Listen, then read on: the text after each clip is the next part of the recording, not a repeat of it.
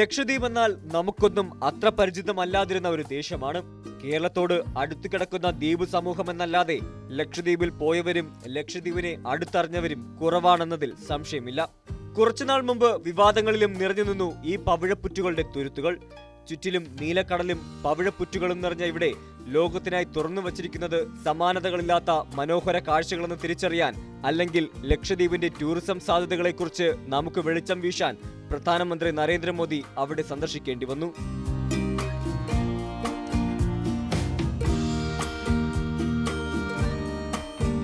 പ്രധാനമന്ത്രിയുടെ ലക്ഷദ്വീപ് സന്ദർശനവും ചിത്രങ്ങളും വീഡിയോകളുമെല്ലാം ലോകമെങ്ങും പ്രചരിക്കുകയാണ്.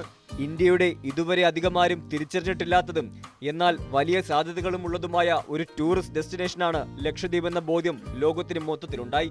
ഇതിൽ വിരളി പിടിച്ചത് മാലദ്വീപാണ്.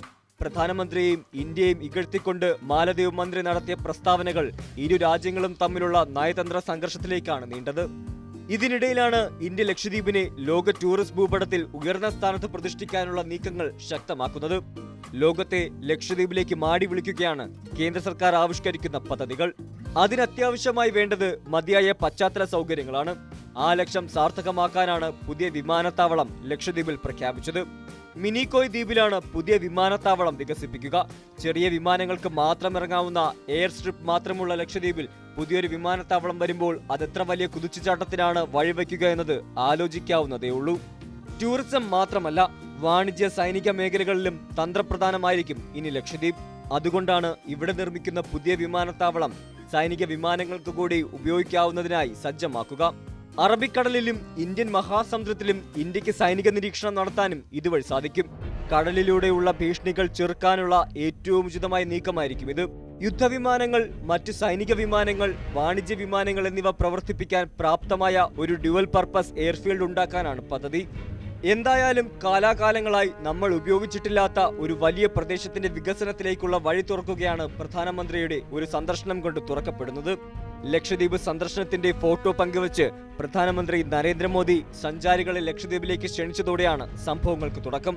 മാലദ്വീപ് മന്ത്രിമാർ പ്രധാനമന്ത്രി നരേന്ദ്രമോദിയെ അധിക്ഷേപിച്ച് പരാമർശങ്ങൾ നടത്തിയതോടെ മാലദ്വീപ് ബഹിഷ്കരണ ക്യാമ്പയിനും ശക്തമായി. പുതിയ വിമാനത്താവളം ഉൾപ്പെടെ വൻപൻ പദ്ധതികളാണ് ലക്ഷദ്വീപിൽ ഇന്ത്യ പദ്ധതിയിടുന്നതെന്നത് മാലദ്വീപിനോടുള്ള കരുത്തുറ്റ മറുപടിയായി വേണം നമ്മൾ വിലയിരുത്താൻ. ദ്വീപുകളെ പരസ്പരം ബന്ധിപ്പിക്കാൻ മാലദ്വീപ് മാതൃകയിൽ സീപ്ലെയിൻ സർവീസിന് സ്പൈസ് ജെറ്റിന് അനുമതി ലഭിച്ചതായും വാർത്തകളുണ്ട്. ടാറ്റ ഗ്രൂപ്പ്, താജ് ഉൾപ്പെടെയുള്ള ഹോട്ടൽ ചെയിനും അന്താരാഷ്ട്ര നിലവാരത്തിലുള്ള സീ റിസോർട്ടുകൾ തുടങ്ങാനും പദ്ധതിയിട്ടിട്ടുണ്ട്. ഇത്തരത്തിലുള്ള അത്യാഡംബര റിസോർട്ടുകളാണ് മാലദ്വീപിലേക്ക് സഞ്ചാരികളെ ആകർഷിക്കുന്നത്. കേന്ദ്ര സർക്കാർ തന്നെ നേരത്തെ പ്രഖ്യാപിച്ച വൻകിട വിനോദസഞ്ചാര പദ്ധതികളും നടപ്പിലാവാനുണ്ട്. കടൽക്കൊള്ളയും സാമൂഹ്യ വിരുദ്ധ പ്രവർത്തനങ്ങളും വർദ്ധിച്ചുവരുന്ന അറബിക്കടലിലും ഇന്ത്യൻ മഹാസമുദ്ര മേഖലയിലും നിരീക്ഷണം നടത്താൻ താവളമായി ഉപയോഗിക്കുമെന്നതിനാൽ ഇന്ത്യയെ സംബന്ധിച്ചിടത്തോളം തന്ത്രപ്രധാനമായ ഒരു എയർഫീൽഡായിരിക്കും മിനിക്കോയിലേത്. ഈ ദ്വീപുകളിൽ ഒരു എയർ സ്ട്രിപ്പ് വികസിപ്പിക്കാൻ നിർദ്ദേശിച്ച പ്രതിരോധ മന്ത്രാലയത്തിന് കീഴിലുള്ള ആദ്യത്തെ സേനയാണ് ഇന്ത്യൻ കോസ്റ്റ് ഗാർഡ്. നിലവിലെ നിർദ്ദേശമനുസരിച്ച് മിനിക്കോയിൽ നിന്നുള്ള ഓപ്പറേഷനുകൾക്ക് ഇന്ത്യൻ എയർഫോഴ്സ് നേതൃത്വം നൽകും. അതോടൊപ്പം പോയ വാരത്തെ ഗൂഗിൾ സെർച്ചിൽ ഹോട്ട് കീവേഡും ലക്ഷദ്വീപ് തന്നെ. ഇന്ത്യൻ ട്രാവൽ ഏജൻസികൾ മാലദ്വീപ് പാക്കേജുകൾ റദ്ദാക്കി ലക്ഷദ്വീപ് പാക്കേജുകൾക്ക് വൻ ഓഫറുകളാണ് പ്രഖ്യാപിച്ചിരിക്കുന്നത്.